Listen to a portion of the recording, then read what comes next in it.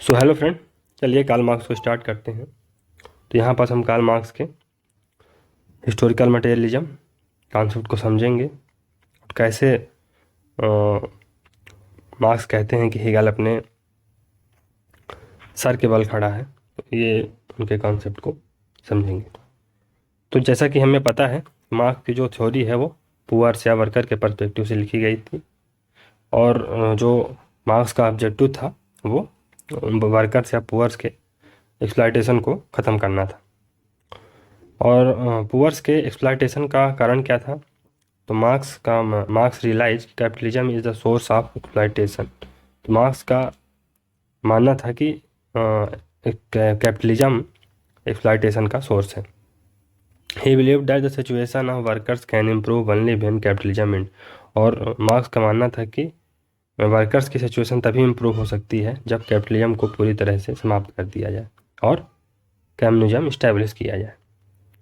Marxism is an ideology which aims to establish communism। तो Marxism एक ideology है जो कम्युनिज्म को इस्टेब्लिश करने की वकालत करती है।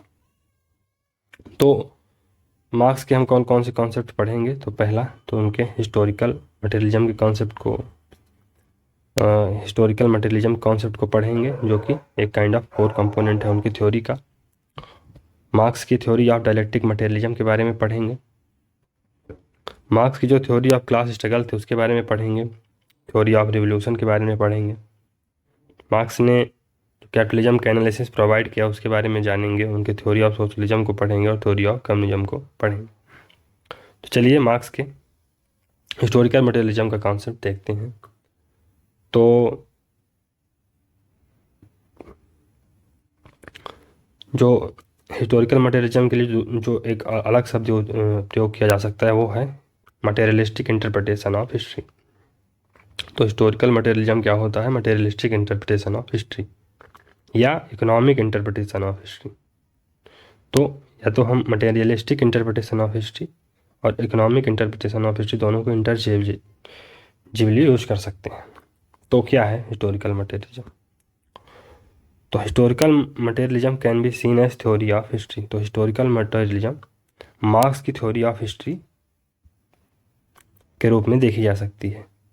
थ्योरी ऑफ हिस्ट्री मतलब सोशल चेंज कैसे हुआ, ये समझेंगे मार्क्स के अनुसार। तो historical materialism tells how history evolve. तो हिस्टोरिकल मटेरियलिज्म क्या बताता है कि हिस्ट्री कैसे इवॉल्व होती है।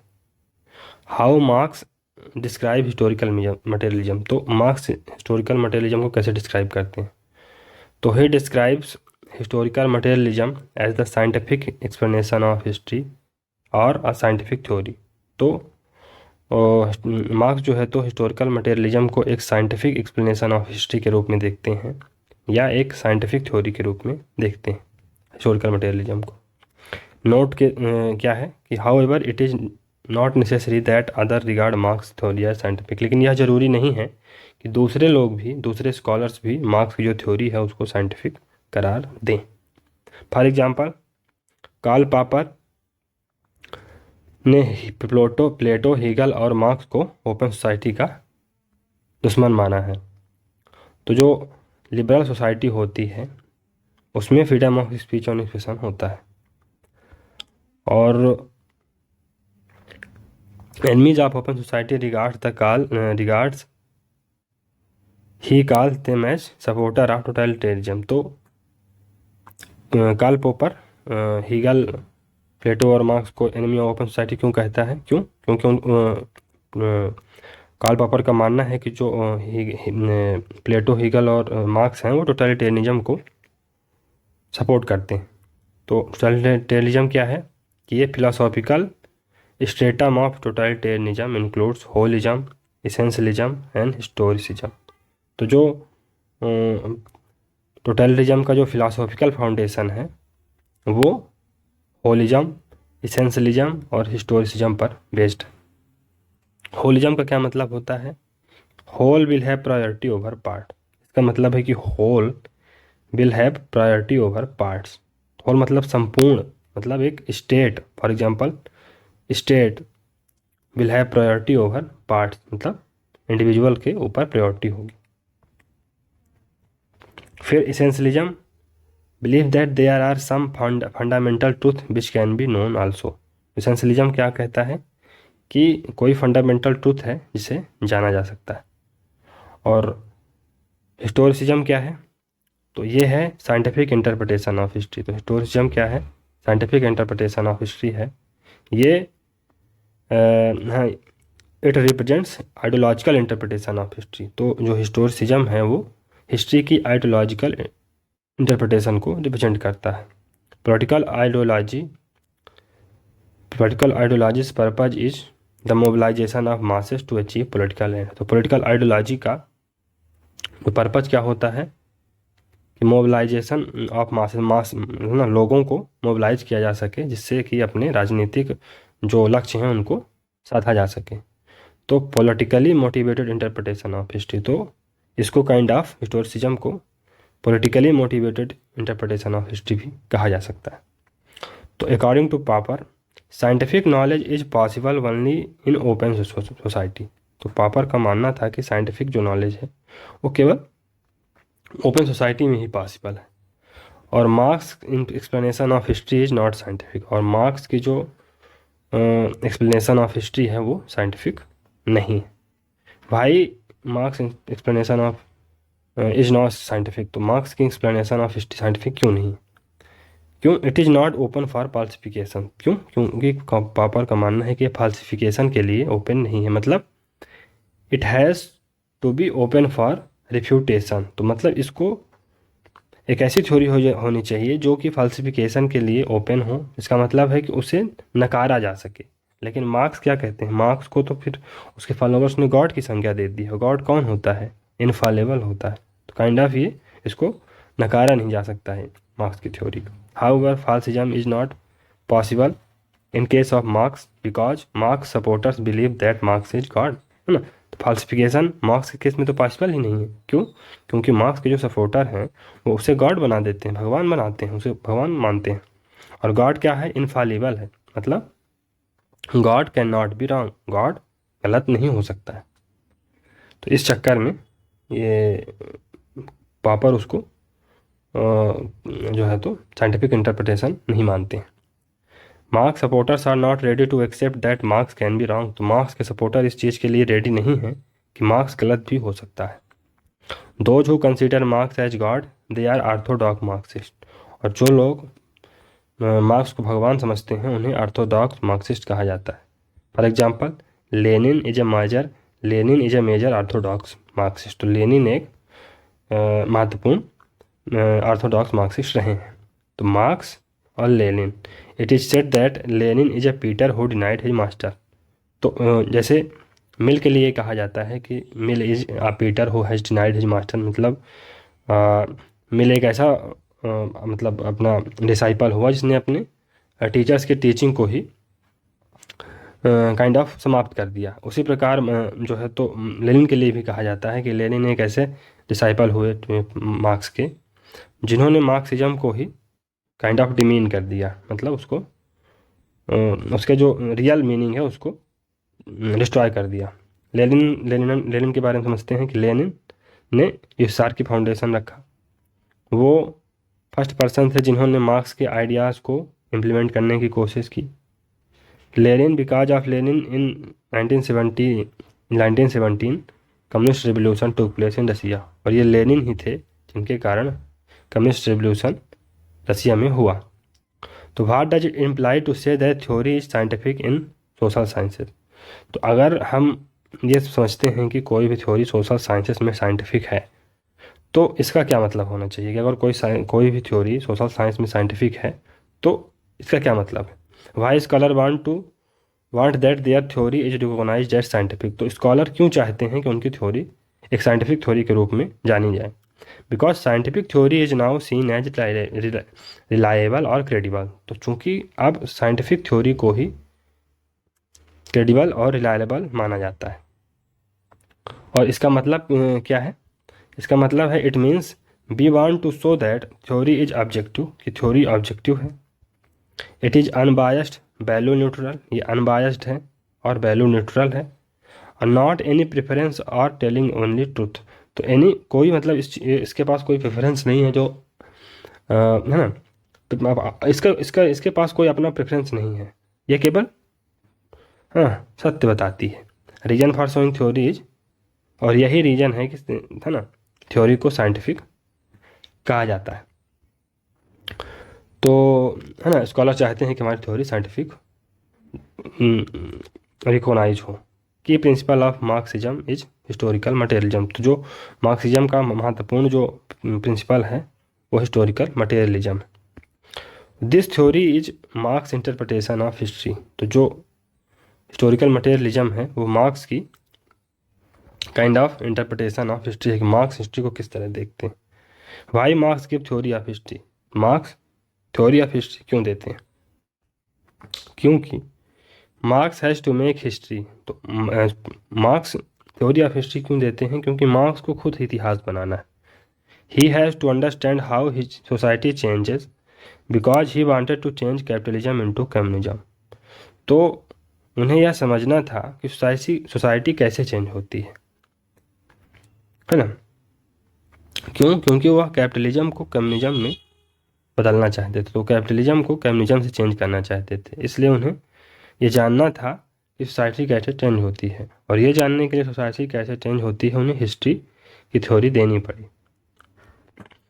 ही वांट्स टू मेक हिस्ट्री, वो हिस्ट्री को बनाना चाहते हैं, वो खुद इतिहास बनाना चाहते हैं। क्यों, he himself said philosopher have only interpreted the world, what matters is how to change the world, वो कहते हैं, मार्क्स कहते हैं कि फिलासफर्स ने तो अभी तक वर्ड को अपने हिसाब से इंटरप्रेट किया है, उसकी व्याख्या की है, लेकिन जो मैटर करता है, जो महत्वपूर्ण है, वो है कि हम वर्ड को कैसे चेंज कर सकते हैं। And if you want to change the world you have to know the history very objectively, very scientifically, और अगर आपको इस संसार को, इस वर्ड को चेंज करना है तो फिर आपको हिस्ट्री की जानकारी बहुत ही अच्छे से होनी चाहिए, है ना, वेरी साइंटिफिक और ऑब्जेक्टिव अंडरस्टैंडिंग होनी चाहिए आपको आपके पास हिस्ट्री की। मार्क्स का स्टेटमेंट क्या है कि philosopher have only interpreted the world, who is this philosopher against whom Marx is pointing out, तो जब मार्क्स कहते हैं कि philosopher have only interpreted the world, what needed is to change the world, तो ये कौन से ऐसे फिलासफर हैं जिनको मार्क्स इस मतलब कह के ये पॉइंट आउट कर रहे हैं, है ना, किसके बारे में मार्क्स ये बात बोल रहे हैं, कौन से ऐसे फिलासफर। तो context of marks theory of history, तो मार्क्स की थ्योरी ऑफ हिस्ट्री का कंटेक्स्ट क्या है, तो उनका जो पॉलिटिकल कंटेक्स्ट था वो वर्कर्स का एक्सप्लॉयटेशन था, और जो इंटेलेक्चुअल कंटेक्स्ट था वो हीगल्स की इंटरप्रिटेशन ऑफ हिस्ट्री को चैलेंज करना चाहते थे। हीगल ने जो हिस्ट्री का इंटरप्रिटेशन दिया जिसमें वो कहते हैं कि idea is the moving force behind history, और डायलेक्टिकल है ना जो है तो आइडियलिज्म का कॉन्सेप्ट जो हीगल देते हैं उसको वो चैलेंज करना चाहते हैं। तो before Marx Hegel is giving the theory of history, हाँ तो मार्क्स के पहले थ्योरी ऑफ हिस्ट्री किसने दी है, हीगल को फिलासफर ऑफ हिस्ट्री भी कहा जाता है, फिलासफर ऑफ फिलासफर भी कहा जाता है। हीगल क्या कहते हैं कि state is March of God on earth, state March of God है अर्थ पर, तो state is unfolding of universal spirit, तो स्टेट क्या है, स्टेट है यूनिवर्सल स्पिरिट, जब अपने आप को रिवील करती है तो वो स्टेट में अपने आप को हाईएस्ट है ना फॉर्म में रिवील कर लेती है। तो universal spirit reveals itself in various object, तो जो यूनिवर्सल स्पिरिट है अपने आप को बहुत सारे ऑब्जेक्ट्स में रिवील करती है। फॉर एग्जांपल हमने बताया था ना कि मतलब उसमें पेड़ पौधों में, फिर बर्ड्स में आया, फिर मैन बना, फिर फैमिली बनी, अल्टीमेटली सिविल सोसाइटी, और फिर स्टेट बनता है। And then universal spirit reveals itself completely in state, और जब जो यूनिवर्सल स्पिरिट होती है वो अपने आप को पूरी तरह से स्टेट में रिवील करती है। Hegel was official philosopher of Prussia, और हीगल क्या थे, प्रूसिया के ऑफिशियल फिलासफर थे, और Hegel is also philosopher of capitalist class, तो हीगल प्रूसिया के फिलासफर थे, ऑफिशियल फिलासफर थे, और कैपिटलिस्ट क्लास के भी फिलासफर थे। तो इस कारण से चूंकि वो कैपिटलिस्ट क्लास के फिलासफर थे, इसलिए उन्होंने स्टेट को गॉड के रूप में, स्टेट की तुलना गॉड से की है। Hegel is scholar of capitalist class and as a scholar of capitalist class, अब चूंकि हीगल कैपिटलिस्ट क्लास के स्कॉलर हैं और कैपिटलिस्ट क्लास के स्कॉलर होने के नाते वो स्टेट को गॉड से इक्वेट करते हैं।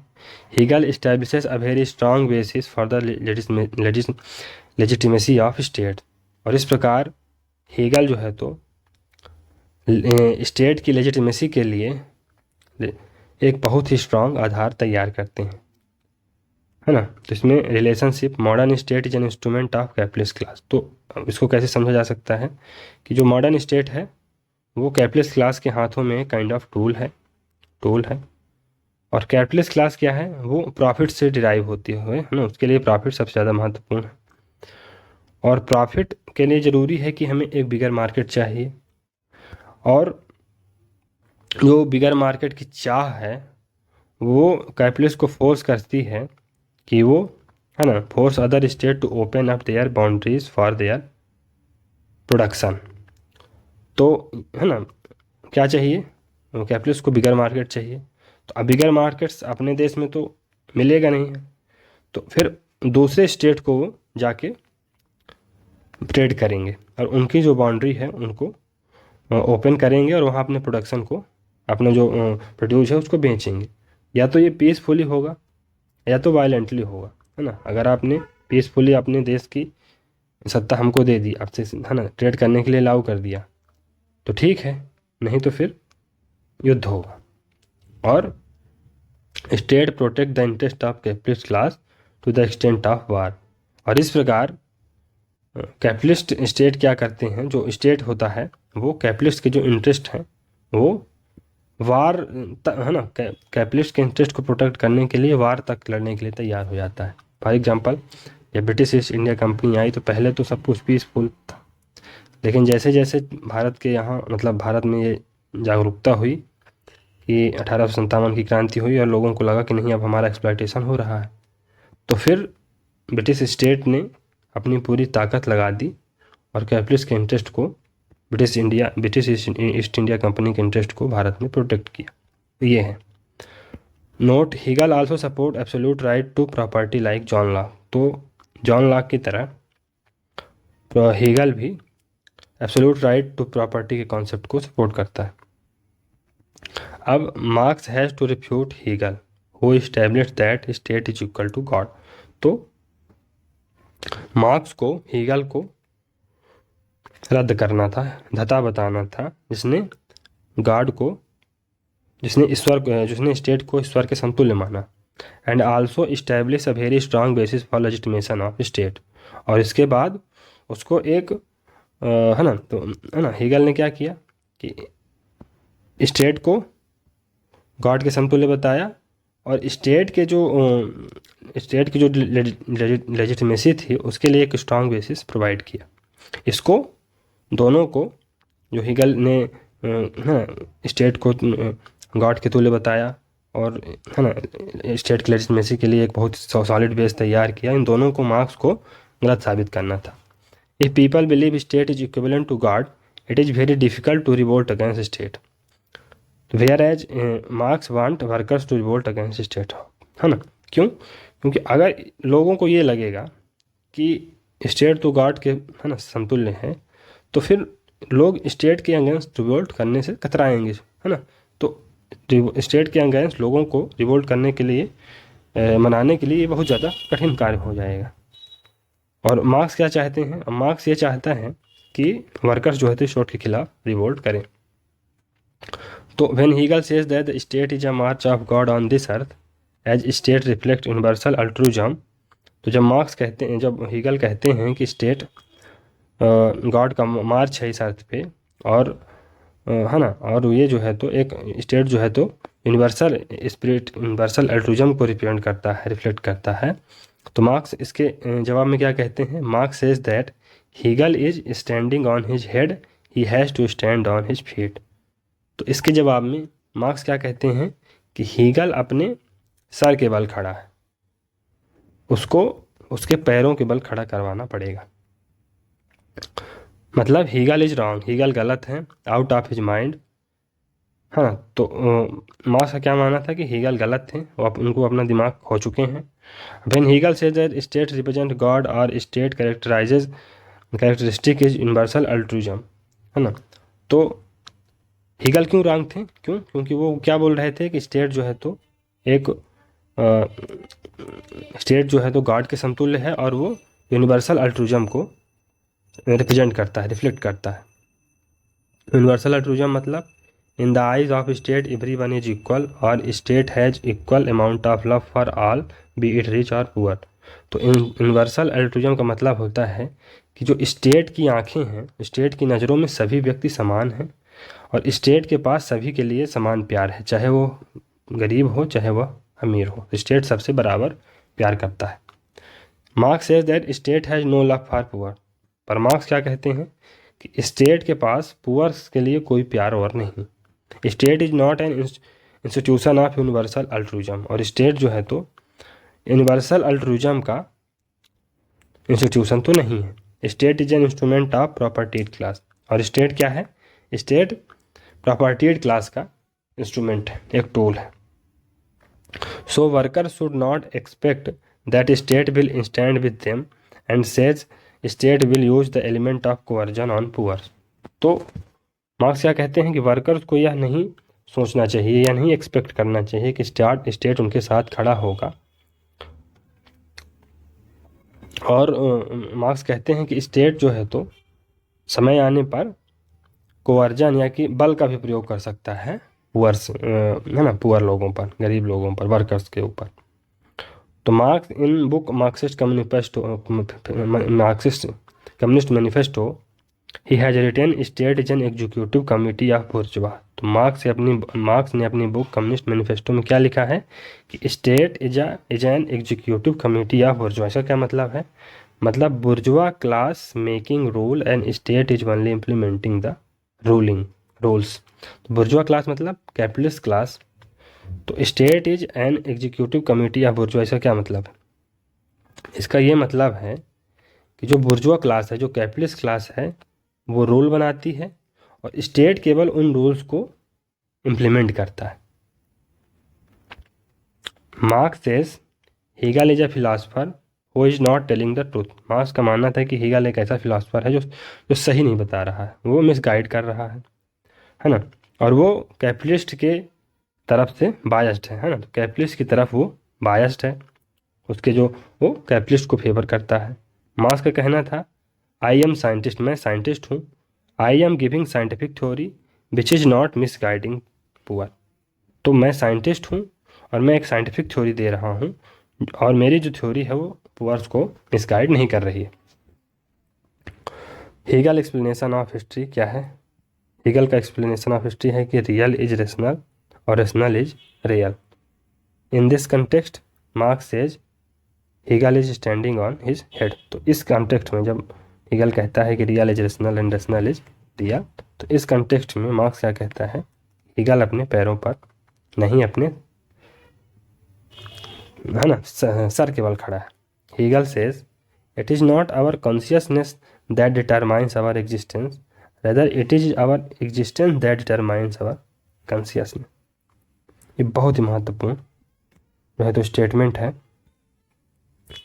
जिसके बैकग्राउंड को हमें पता होना चाहिए। मार्क्स क्या कहते हैं कि it is not our consciousness that determines our existence. जो हमारी कॉन्शियसनेस है वो हमारे एग्जिस्टेंस को डिटरमाइन नहीं करती, रेदर हमारा जो एग्जिस्टेंस है वो हमारे कॉन्शियस को डिटरमाइन करता है। इसको आगे वाले समय में समझेंगे बहुत ही विस्तार से। How Marx give his theory of history. तो मार्क्स अपनी थ्योरी ऑफ हिस्ट्री कैसे देता है। Marx says we have to understand the history in scientific way and not in philosophical manner. तो मार्क्स का मानना था कि हमें हिस्ट्री को साइंटिफिक मैनर में समझना पड़ेगा, फिलोसॉफिकल मैनर में नहीं। To understand history in scientific manner we have to understand first historical act of man. तो अगर हमको हिस्ट्री को साइंटिफिक मैनर में समझना है तो हमें फर्स्ट हिस्टोरिकल एक्ट को समझना होगा जो मैन ने किया। तो मैन का फर्स्ट हिस्टोरिकल एक्ट क्या था। Marx want to know which is the first historical act of man. तो मार्क्स यह जानना चाहता था कि मैन का पहला हिस्टोरिकल कार्य क्या था, दैट इज़ थिंकिंग और प्रोडक्शन। तो मैन ने सबसे पहले थिंकिंग स्टार्ट की या प्रोडक्शन स्टार्ट की? तो इस कंटेक्स्ट में मार्क्स कहते हैं कि in order to think man has to eat, in order to eat man has to produce, thus production is the first historical act of man. तो मार्क्स क्या कहते हैं, अगर व्यक्ति को कुछ सोचना है तो उसके लिए उसे खाना पड़ेगा, उसके पेट में कुछ हो तब ना वो सोचेगा, और अगर उसको खाना है, उसके पेट में कुछ चाहिए तो उसके लिए उसे बनाना पड़ेगा। इसलिए प्रोडक्शन मतलब प्रोड्यूस करना फर्स्ट हिस्टोरिकल एक्ट है ना। तो फर्स्ट हिस्टोरिकल एक्ट है या प्रोडक्शन मार्क्स के अनुसार। दोस्तों हिस्टोरिकल एक्ट का क्या मतलब होता है? हिस्टोरिकल एक्ट मतलब society in history we see evolution of society. तो हिस्ट्री में हम किसका इवोल्यूशन देखते हैं? सोसाइटी का इवोल्यूशन देखते हैं।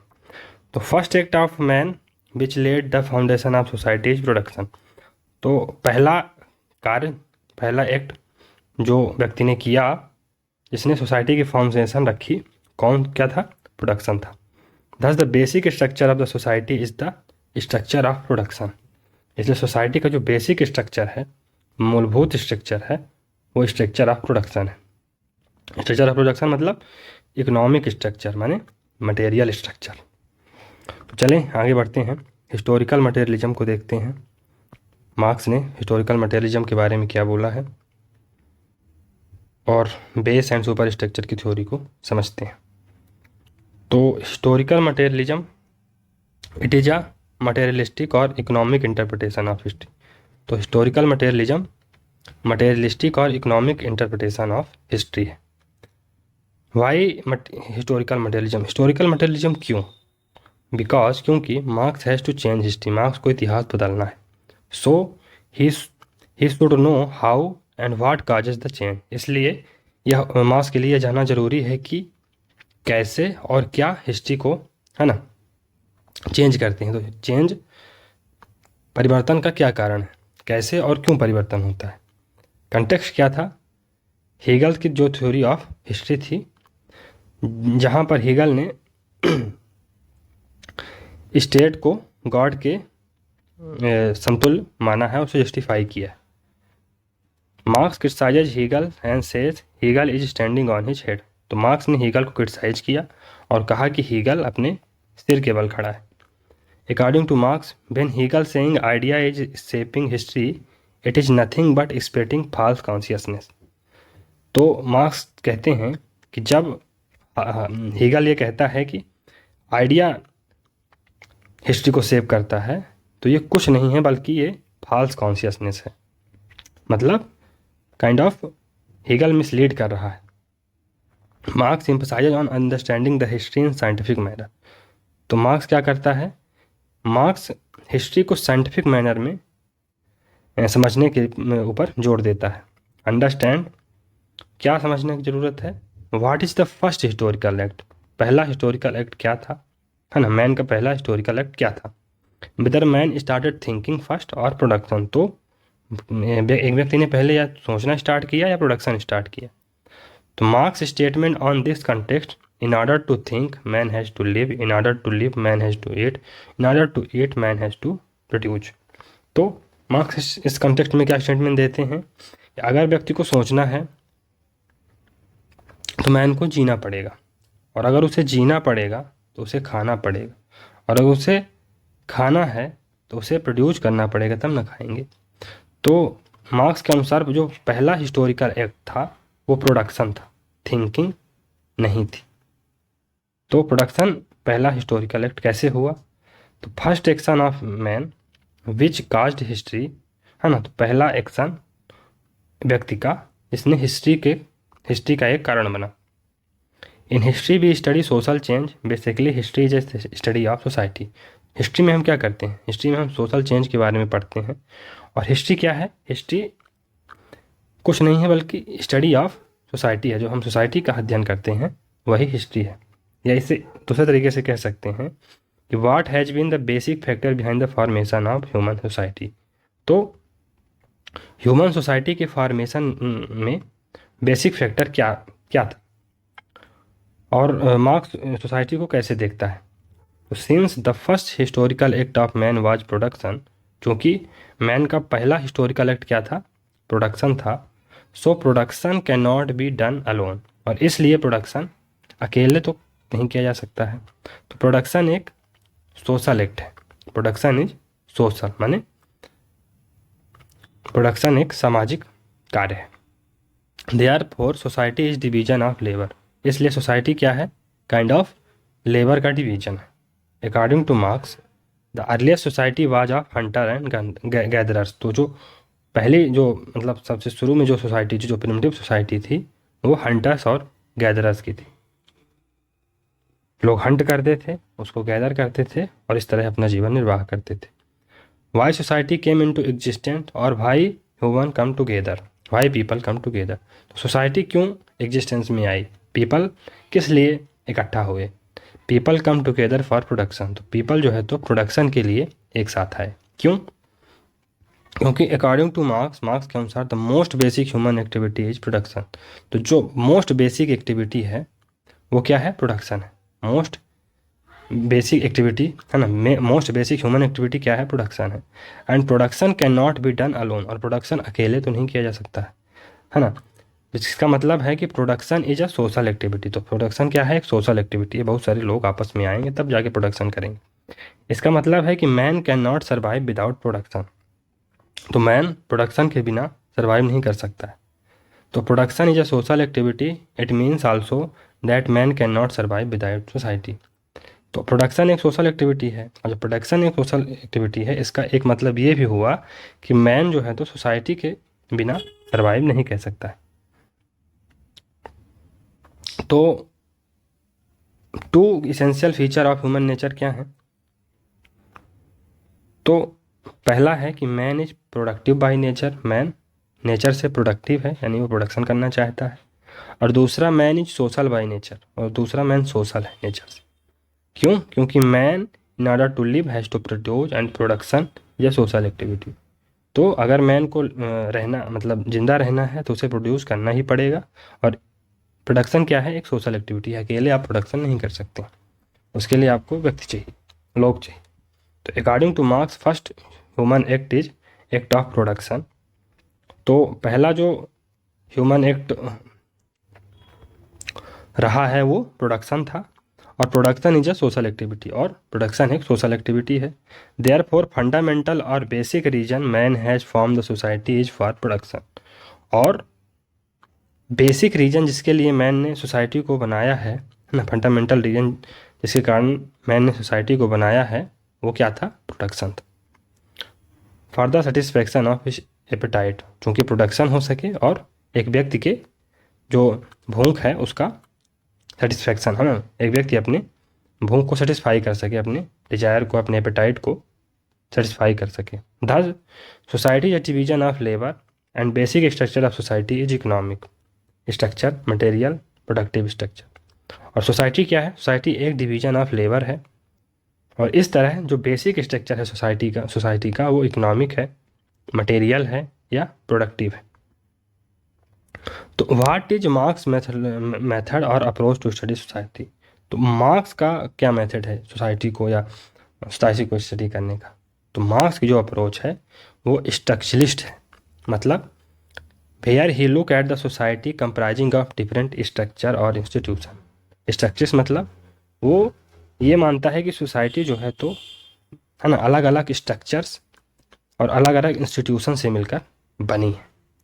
सोसाइटी हैज़ वेरियस स्ट्रक्चर और इंस्टीट्यूशन, तो सोसाइटी में बहुत सारे स्ट्रक्चर और इंस्टीट्यूशन हैं। फॉर एग्जांपल, उदाहरण के लिए पॉलिटिकल स्ट्रक्चर, इकोनॉमिक स्ट्रक्चर, हाँ एक पॉलिटिकल स्ट्रक्चर हो गया, इकोनॉमिक स्ट्रक्चर हो गया, एक रिलीजियस स्ट्रक्चर हो गया, एक एजुकेशन हो गई, मीडिया हो गई, तो ये सब स्ट्रक्चर हैं। और सोसाइटी जो है तो इन्हीं सब स्ट्रक्चरों से मिलकर बनी है, इन्हीं सब इंस्टीट्यूशनों से मिलकर बनी है। मार्क्स के अनुसार interpretation as per Marx interpretation, Marx जो इंटरप्रिटेशन है उसके अनुसार economic structure is the basic structure of the society. तो इकोनॉमिक स्ट्रक्चर जो है वो सोसाइटी का बेसिक स्ट्रक्चर है। क्यों? क्योंकि very first reason for society to come into existence, तो सोसाइटी किस लिए अस्तित्व में आती है? प्रोडक्शन के लिए, है ना। तो सोसाइटी क्यों जो है तो अस्तित्व में आती है? प्रोडक्शन के लिए। इसलिए जो सोसाइटी का सबसे बेसिक स्ट्रक्चर है वो economic structure. The base and super structure model of society by marks. तो बेस और सुपर स्ट्रक्चर मॉडल है सोसाइटी का, तो मार्क्स उसे कैसे देखते हैं? तो marks divide society into two parts. तो मार्क्स सोसाइटी को दो भागों में विभाजित करता है, पहला बेस, दूसरा सुपर स्ट्रक्चर। तो according to marks economic structure is the basic structure. तो मार्क्स के अनुसार जो इकोनॉमिक स्ट्रक्चर है वही बेसिक स्ट्रक्चर है। क्यों? क्योंकि एक व्यक्ति, है ना, सोसाइटी एग्जिस्टेंस में क्यों आती है? सोसाइटी एग्जिस्टेंस में आती है प्रोडक्शन के लिए, इसलिए economic structure is the basic structure. Other structure are part of super structure. और जो अन्य स्ट्रक्चर हैं वो सुपर स्ट्रक्चर के पार्ट हैं। मतलब इकोनॉमिक स्ट्रक्चर हो गया, है ना, इकोनॉमिक स्ट्रक्चर, मटेरियल या प्रोडक्टिव स्ट्रक्चर हो गया, तो ये क्या है? ये बेसिक स्ट्रक्चर है। और जो अदर स्ट्रक्चर है, फॉर एग्जांपल पॉलिटिकल स्ट्रक्चर जिसमें स्टेट आता है, रिलीजियस स्ट्रक्चर जिसमें चर्च आती है, एजुकेशनल स्ट्रक्चर जिसमें स्कूल काइंड ऑफ थिंग्स आती हैं, और फैमिली स्ट्रक्चर, ये सब सुपर स्ट्रक्चर का पार्ट है। तो वो इकोनॉमिक स्ट्रक्चर बेसिक स्ट्रक्चर है, और ये जो और अदर स्ट्रक्चर हैं वो सुपर स्ट्रक्चर को बनाते हैं। तो what does imply to say that economic structure is basic structure? तो अगर हम कहते हैं कि इकोनॉमिक स्ट्रक्चर बेसिक स्ट्रक्चर, इसका क्या मतलब है? इसका ये मतलब है कि every other institution is shaped by economic structure. इसका मतलब ये है कि जो अदर इंस्टीट्यूशन हैं वो इकोनॉमिक स्ट्रक्चर से ही शेप्ड होते हैं। जो अदर इंस्टीट्यूशन हैं, for example political structure, religious structure, educational structure, family का स्ट्रक्चर, ये सब इकोनॉमिक स्ट्रक्चर के द्वारा शेप्ड होते हैं, इनके द्वारा बनाए जाते हैं। What does it mean to say that other structure are part of super structure? तो जब हम कहते हैं कि जो अदर स्ट्रक्चर हैं वो सुपर स्ट्रक्चर का पार्ट है, तो इसका क्या मतलब? इसका ये मतलब है कि super structure does not have any independent existence because they are grounded in the base. तो इसका ये मतलब है कि सुपर स्ट्रक्चर का अपना कोई इंडिपेंडेंट अस्तित्व नहीं है ना, स्वतंत्र अस्तित्व नहीं है, बल्कि ये बेस पर ही निर्भर है। तो super structure is reflection of base. तो जो सुपर स्ट्रक्चर है वो बेस का ही रिफ्लेक्शन है, यानी इकोनॉमिक स्ट्रक्चर का ही रिफ्लेक्शन है। ये जो सुपर स्ट्रक्चर के जो पार्ट हैं, ये जो अदर स्ट्रक्चर हैं, ये सुपर स्ट्रक्चर हैं, और सुपर स्ट्रक्चर ये बेसिक स्ट्रक्चर का रिफ्लेक्शन है। इसका मतलब है कि the core structure is economic structure. जो मूल स्ट्रक्चर होगा वो क्या, कौन सा स्ट्रक्चर होगा? वो इकोनॉमिक स्ट्रक्चर होगा। Super structure has no independent existence. तो सुपर स्ट्रक्चर का कोई इंडिपेंडेंट एग्जिस्टेंस नहीं है, ये बेस पर ही निर्भर करता है। इसका मतलब है कि ये जो है तो बेस का काइंड ऑफ शैडो है, रिफ्लेक्शन है ना, बेस का ही ये प्रतिबिंब है। अदर स्ट्रक्चर है नो इंडिपेंडेंट एग्जिस्टेंस। तो जो अदर स्ट्रक्चर हैं उनका कोई स्वतंत्र अस्तित्व नहीं है ना, उनका अपने आप में कोई स्वतंत्र अस्तित्व नहीं है, वो बेस का ही रिफ्लेक्शन है, बेस का ही प्रतिबिंब है। क्यों? क्योंकि वो बेस पर ही आधारित है, इसलिए वो बेस का ही रिफ्लेक्शन है। इसका मतलब है कि the nature of institution of super structure is shaped by nature of economic structure. तो जो सुपर स्ट्रक्चर में जो इंस्टीट्यूशन है उनका नेचर इकोनॉमिक स्ट्रक्चर के नेचर से शेप्ड होता है। For example economic structure will shaped, है ना, will shape political structure, family structure, church, school और मीडिया। तो जो इकोनॉमिक स्ट्रक्चर होगा वही डिटरमाइन करेगा कि पॉलिटिकल स्ट्रक्चर कैसा होगा, फैमिली का स्ट्रक्चर कैसा होगा, चर्च, रिलीजियस, एजुकेशनल और मीडिया के स्ट्रक्चर्स कैसे होंगे। तो इकोनॉमिक स्ट्रक्चर क्या कर रहा है? शेपिंग और कंट्रोलिंग ऑल अदर स्ट्रक्चर। तो इकोनॉमिक स्ट्रक्चर सभी स्ट्रक्चरों को शेप कर रहा है, उनको कंट्रोल कर रहा है। इसका मतलब है कि ये इकोनॉमिक फैक्टर डिटरमाइंस एवरीथिंग। मतलब जो इकोनॉमिक फैक्टर है वो हर चीज़ को निर्धारित कर रहा है, हर चीज़ को डिटरमाइन कर रहा है। मार्क्स एक्सप्लेनेशन ऑफ, तो इस प्रकार से जो मार्क्स की एक्सप्लेनेशन ऑफ हिस्ट्री है उसे इकोनॉमिक डिटर्मिनिज्म कहा जाता है, और इस तरह से हम मार्क्स को एक डिटर्मिनिस्ट कह सकते हैं। मतलब इकोनॉमिक डिटर्मिनिज्म मतलब वो हर जो चीज़ है उसको इकोनॉमी से ही जोड़ देते हैं। मतलब कोई भी प्रॉब्लम है इकोनॉमी से ही जोड़ो कि इकोनॉमिक स्ट्रक्चर बेसिक स्ट्रक्चर है, इसलिए सारी प्रॉब्लम मतलब एक ही कॉज है ना, mono casual explanation of history, मतलब केवल एक काज, मतलब इस तरह वो बताते हैं। चलिए आगे बढ़ते हैं। तो Marx theory of history suggest that the economic structure is the basic structure. तो इकोनॉमिक स्ट्रक्चर कैसा है? बेसिक स्ट्रक्चर है सोसाइटी का, मतलब जो all institution of society are shaped by economic structure. तो इस प्रकार जो सोसाइटी के सभी इंस्टीट्यूशन हैं वो इकोनॉमिक स्ट्रक्चर से ही शेप्ड होते हैं। Marx interpretation of history is called as economic interpretation of history. और मार्क्स की जो इंटरप्रिटेशन ऑफ हिस्ट्री है उसे इकोनॉमिक इंटरप्रिटेशन ऑफ हिस्ट्री या हिस्टोरिकल मटेरियलिज्म या मटेरियलिस्टिक इंटरप्रिटेशन ऑफ हिस्ट्री भी कहा जाता है। चलिए आगे बढ़ते हैं। According to Marx it is matter rather than idea that saves the history. तो मार्क्स के अनुसार मैटर हिस्ट्री को सेव करता है, आइडिया नहीं। क्यों? हीगल क्या कहते हैं कि आइडिया हिस्ट्री को सेव करता है। मार्क्स हीगल को क्रिटिसाइज करते हैं और कहते हैं कि जो है हीगल अपने सिर के बल खड़ा हुआ है। क्यों? क्योंकि वह कहता है कि आइडिया हिस्ट्री को सेव कर रहा है। और मार्क्स की जो थ्योरी ऑफ हिस्ट्री है वो एक इकोनॉमिक इंटरप्रिटेशन ऑफ हिस्ट्री है ना, इकोनॉमिक के माध्यम से हिस्ट्री को इंटरप्रेट किया जा रहा है। और according to which whatever happens in history there is a economic cause behind it. तो इसका है ना, इसके मतलब इसके का ये है कि जो भी कुछ हिस्ट्री में होता है उसका केवल एक इकोनॉमिक है ना, इकोनॉमिक ही कारण है, इकोनॉमिक के कारण ही जो कुछ होता है हिस्ट्री में होता है।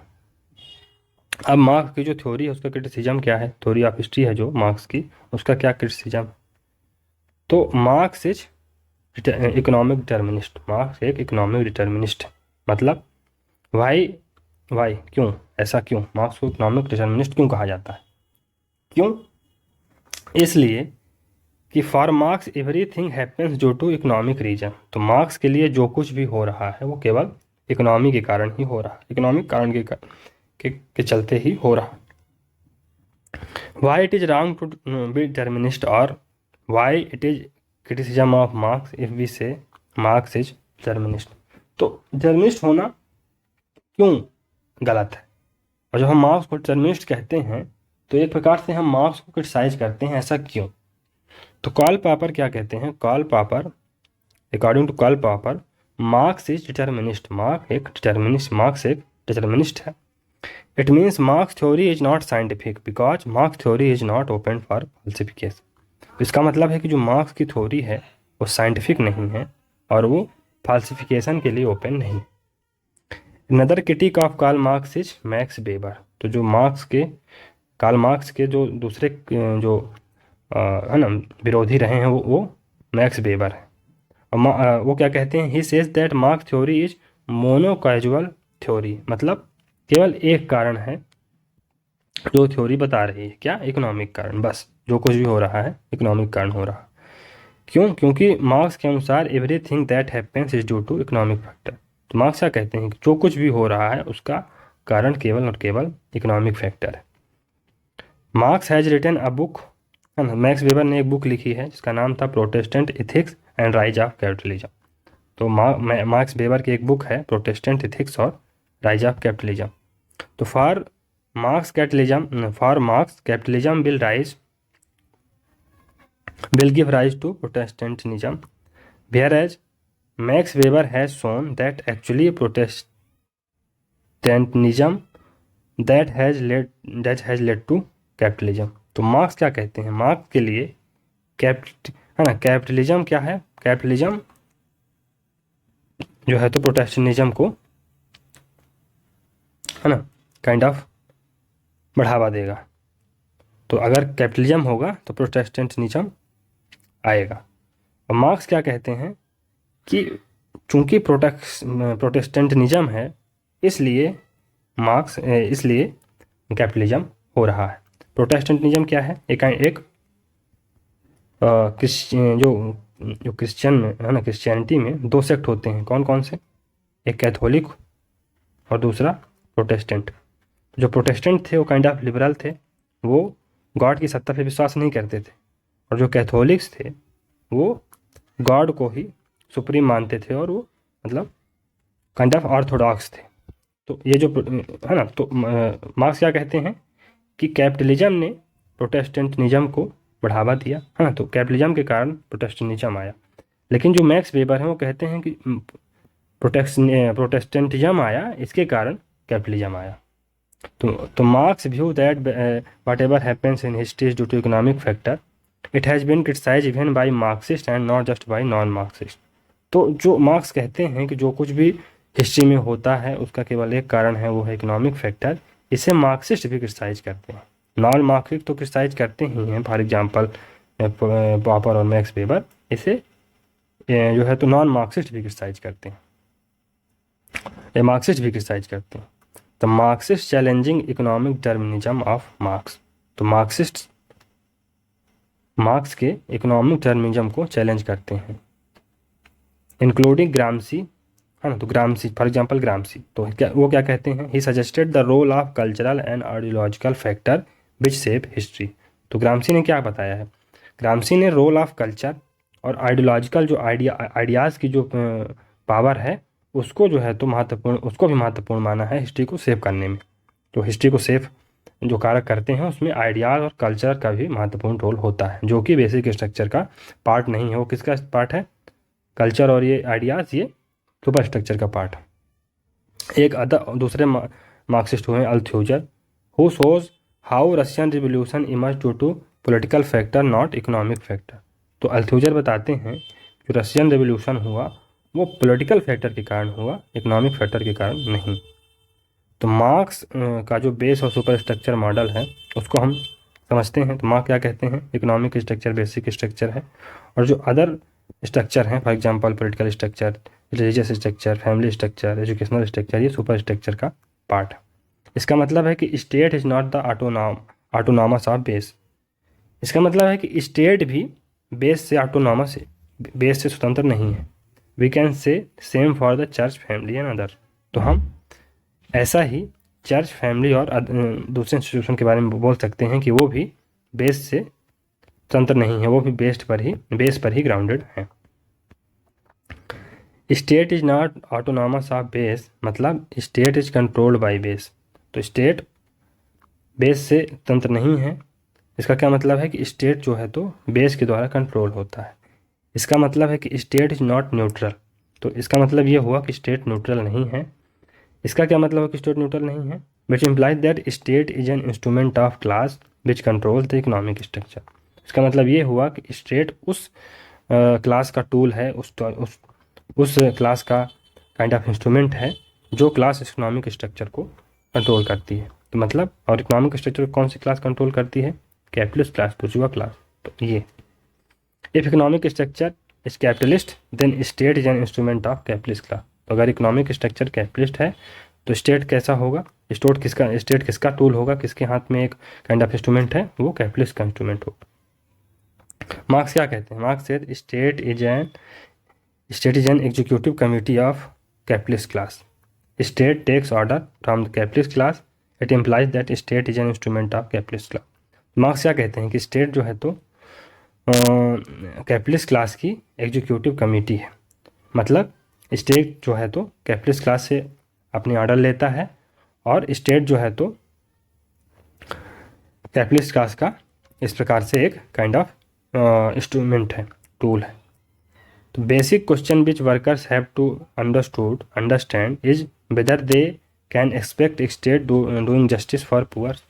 तो जो बेसिक क्वेश्चन वर्कर्स को समझना चाहिए कि क्या वो स्टेट से ये एक्सपेक्ट कर सकते हैं कि वो पुअर्स के, वर्कर्स के लिए जस्टिस करेगा।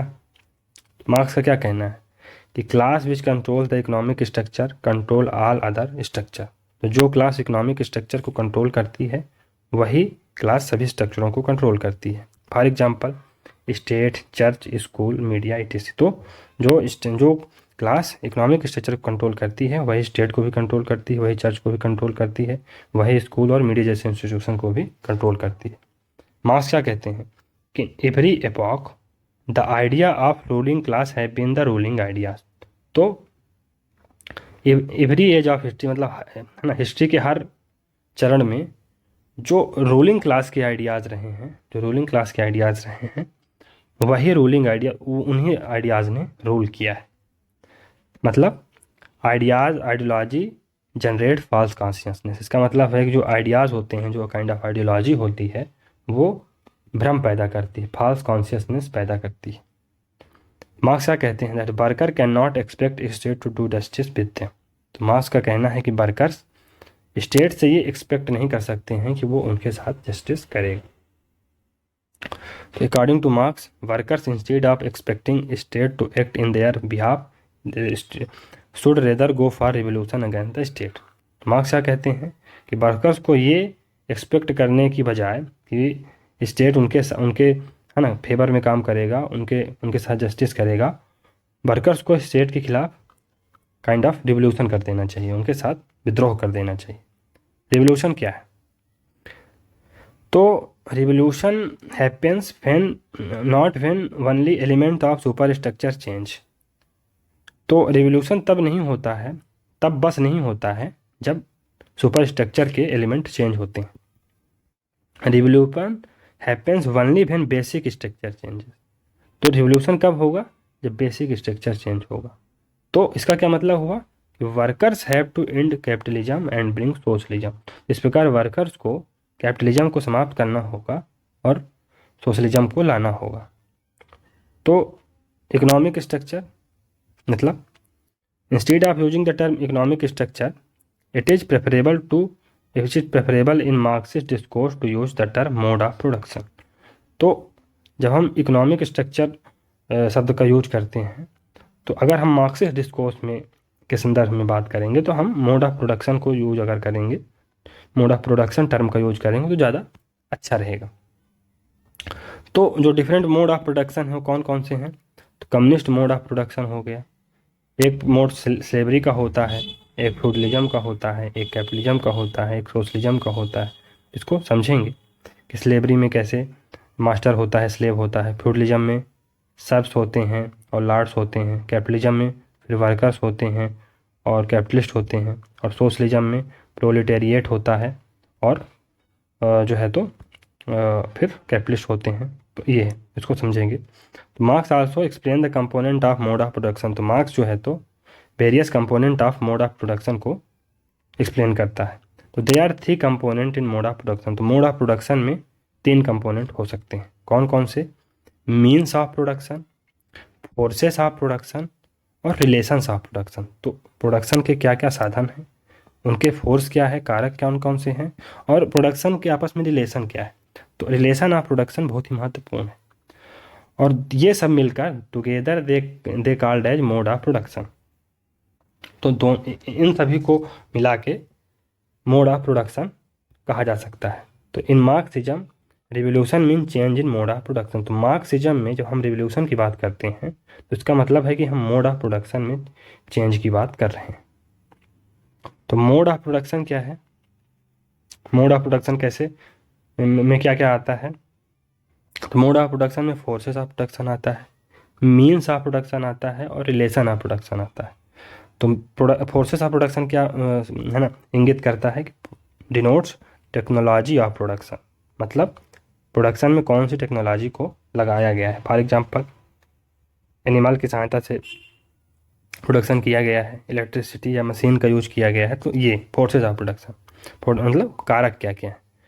मीन्स ऑफ प्रोडक्शन मतलब साधन क्या है प्रोडक्शन का, लैंड हो सकता है, लेबर हो सकता है, कैपिटल हो सकता है और एंटरप्रेन्योरशिप हो सकती है।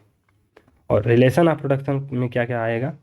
तो other term for relation of production is class. तो अदर जो टर्म है रिलेशन ऑफ प्रोडक्शन का उसे क्लास के से मतलब मतलब डिनोट कर सकते हैं। तो रिलेशन ऑफ प्रोडक्शन को देखते हैं। तो कार्ल मार्क्स के लिए, for Karl Marx all social relation are relation of production. तो जो सभी सोशल रिलेशन है वो किसके रिलेशन है? रिलेशन ऑफ प्रोडक्शन है। Because every reason the very reason society coming to existence is for production. तो ना मोस्ट फंडामेंटल कारण जिसके कारण सोसाइटी अपने अस्तित्व में आती है वो प्रोडक्शन है। इसलिए जो सभी रिलेशन सोशल रिलेशन है वो रिलेशन ऑफ प्रोडक्शन है। तो according to Marx there are 2 types of relation of production. तो मार्क्स के अनुसार रिलेशन ऑफ प्रोडक्शन दो प्रकार के हो सकते हैं। In what capacity man enter into production process of production determine the relationship of production. तो किस कैपेसिटी में मैन प्रोसेस ऑफ प्रोडक्शन में इंटर करता है, ये रिलेशन ऑफ प्रोडक्शन को डिटरमाइन करता है। Whether man enters in the process of production as owner of means of production और नॉन और एज नॉन ऑनर। तो क्या व्यक्ति प्रोसेस ऑफ प्रोडक्शन में एक ऑनर की तरह से इंटर कर रहा है या नॉन ऑनर की तरह इंटर कर रहा है।